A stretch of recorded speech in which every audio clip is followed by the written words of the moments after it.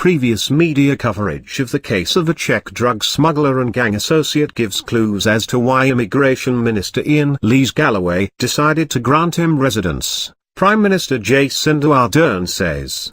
Speaking to reporters this afternoon, Ardern acknowledged that such decisions were rare, there were about 40 a year, and said she had spoken to Lees-Galloway about his reasons for using his power of absolute discretion to cancel any deportation liability for Karel Sroubek and grant him residence.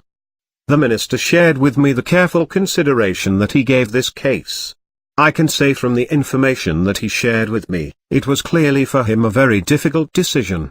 While he hasn't been able to share all the information that sat behind that, I think just glancing back at some of the past coverage of his entry into New Zealand, reading between the lines you can probably ascertain why the minister made the decision that he made, Ardern said. Ardern would not discuss further details of the case, such as whether Sroubek's life might be in danger, but said you can draw a fair conclusion on why the minister made his decision.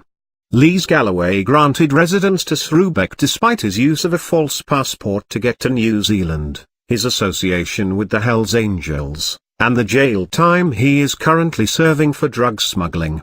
Ardern said Sroubek already had residence, but it had been in the name of Jan Antalik, the name he used on his false travel document.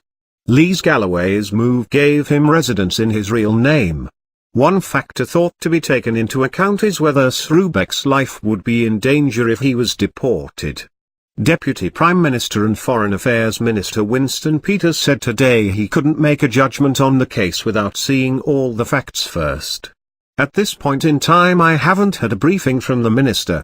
I assume that sooner or later I will get one, after which time I will be able to comment, he told the Herald.